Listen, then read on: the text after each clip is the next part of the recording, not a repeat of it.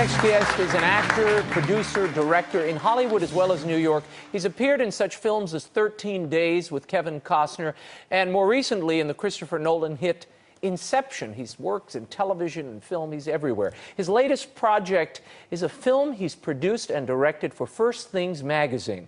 It's called The Creed, What Christians Profess and Why It Ought to Matter.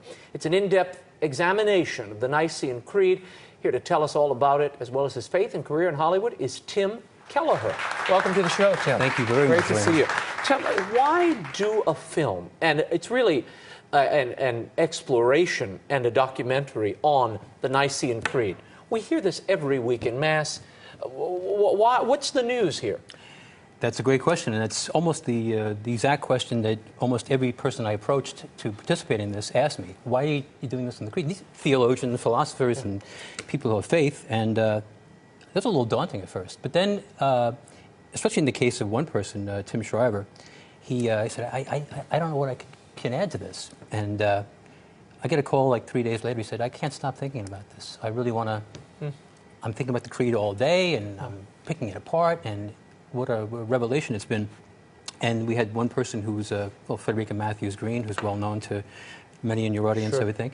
That was her first question. Why the Creed? I mean, what is it? It's so dry, it's like a list of things.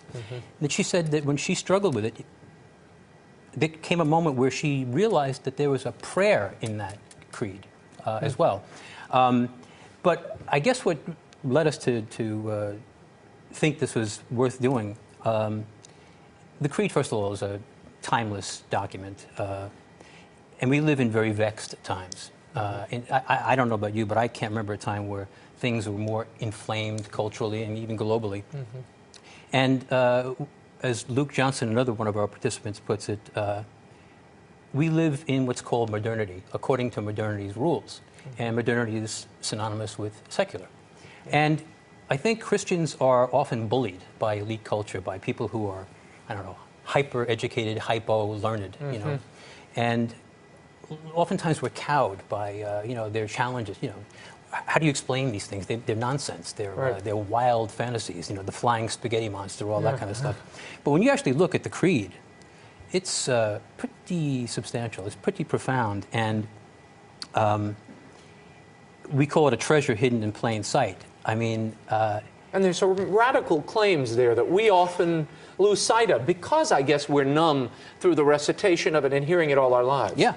As Tim Shriver says, and he says, it's one of those things that sits on the shelf, read by rote, spoken by rote, but do we really know what those words mean? Have we experienced what those words mean? And that's kind of the important thing. Because the Creed is not restrictive the way a lot of people tend to think of it. It's prescriptive. And as John Bear puts it, it provides Christians with the framework within which a meaningful discipleship can take place. How did you choose this group of theologians to explore the Creed with you?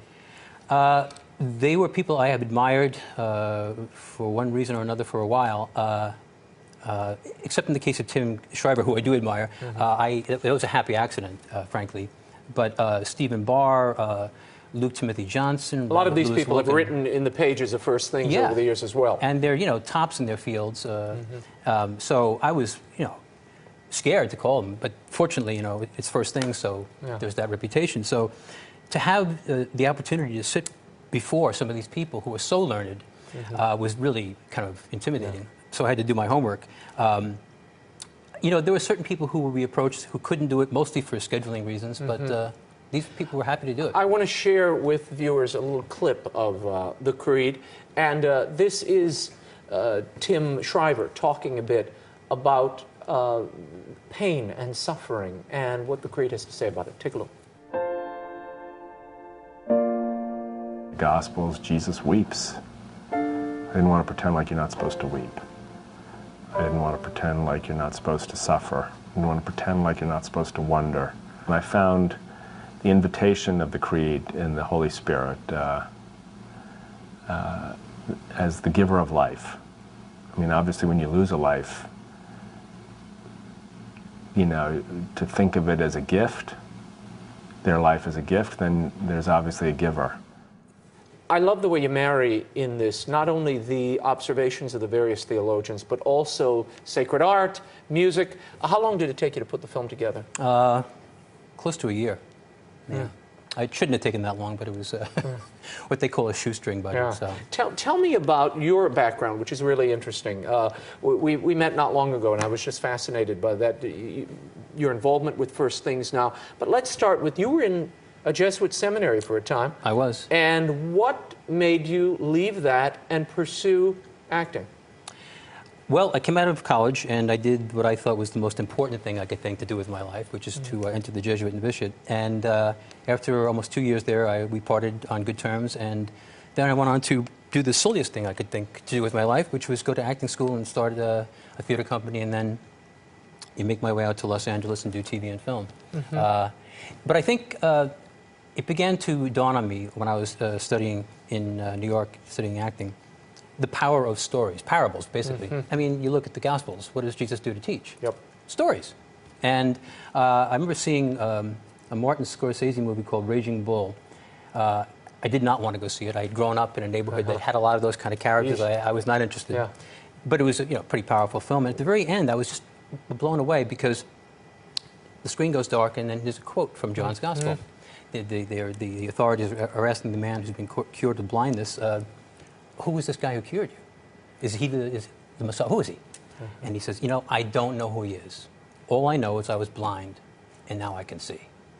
And to cap the movie with that, I was just, this really is an art form that can actually move people and cause people to think. And challenge them with... In a way that maybe essays, don't have the same ability to do. Well, it's certainly, I'm convinced if the evangelists were alive today, they would surely be filmmakers or in some form of media. Right. Certainly. Because it is the tablet, it is the written word. And we have to remember, I think we lose sight of the fact that these stories, these reservoirs of truth, the gospel accounts, were not confined to pages.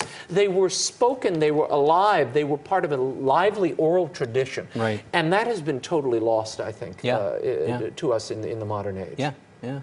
And it's good that, and what I thought as I watched the Creed is you've recaptured some of that, in that you have people talking about their own experiences and as well as their theological understandings of the Creed. Thank you for saying that, because one of the things that after about 3 or 4 of these interviews, I began to see a pattern. Every person that's on that film, not only are they learned and in the tops in their fields, but they come across with genuine enthusiasm and a love for what they believe and live.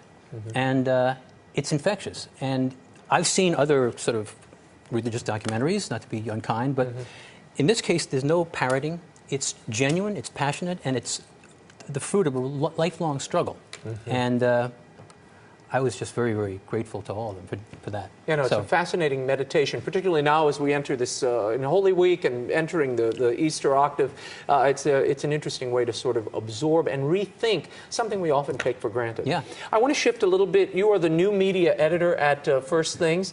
The church has, in recent days, made, I think, timid inroads into this new media. Where do you see things? Where do you think the church is both internationally and domestically? Well, in my small opinion, well, it's no secret that we're way behind the curve on this, which is ironic because when you think back, the original televangelist was Fulton Sheen. Yeah. Not only was he tops in his parochial world, he was tops in the secular world. He had like the #1 show on TV, on CBS, I think. Yep. And then we entered an ice age where we disappeared from the scene, basically in a major way, until Mother Angelica came along with EWTN. Yep. And I have plenty of Catholic friends who either love EWTN or are cold toward it. Right. Same with First Things. They love it or hate it. Yeah. But I think if we're honest, you have to acknowledge the astounding achievement that she has made with this, and which you guys continue to do with this network. Yeah, no, but it's it's a catch-up game. 30 years later, you know, to think that this all came from a little crippled nun who wandered down to Birmingham, Alabama, with no money. It's a remarkable story. But again, it's a walk of faith and a work of faith. And how many decades did John Paul II exhort us to do this, and we didn't? And Benedict to this day, they are, as you say, making inroads. And I'd love to see Catholic institutions like Catholic University and Catholic schools across the country really not only develop, because some of them are TV and film, media studies programs, but to integrate them with philosophy, theology, architecture, you know, so that these things are... How has your faith enriched your play, your sense of character and understanding and breaking down characters? Has it helped or has it hurt? Some people would say, you're a member of this faith with such rigid strictures that it's got to confine your imagination and the things you're willing, the roles you're willing to accept and the things you're willing to play. Well, I'm not in a position to turn things down too frequently, yeah. but I have. And that's never pleasant. But there have been times also, in fairness, where I got a script and it was too late for me to, I got the script and it was cast in on a Friday and I had to start shooting on Monday. And there were some things in the script that were first wrong, factually, and were in dire contradiction to Catholic teaching. Yeah. So I was really between a rock and a hard place. I was able to get in touch with the writer-producer, and it was amazing because he said, well, let me take a look and look at the science of this, first of all. I'll call you back. He called me back within an hour. He said, you're absolutely right, and I'm going to change that. And he said, I got to tell you, my hat's off to you. I mean, I'm a former Catholic, but I'm glad you flagged this for me. Yeah, and then after the show aired, about 6 weeks later, I got a call from him that night saying, I want to thank you again. Wow. So you never know. You never do know. You never know. Yeah. Well, Tim Kelleher, thank you so much for being on. The film is The Creed, What Christians Profess and Why It Ought to Matter. It's available through First Things at firstthings.com as well as Amazon.com. Before we go, what do you want people to take from this documentary? It's like I said, it's a treasure hidden in plain sight. There's such richness there, and there's such so many resources. People don't need to be cowed by a bullying, anti-theistic culture. They don't have to be scared. Very good. Tim Kelleher, I hope you'll come back. Thank you very much. Thanks a lot.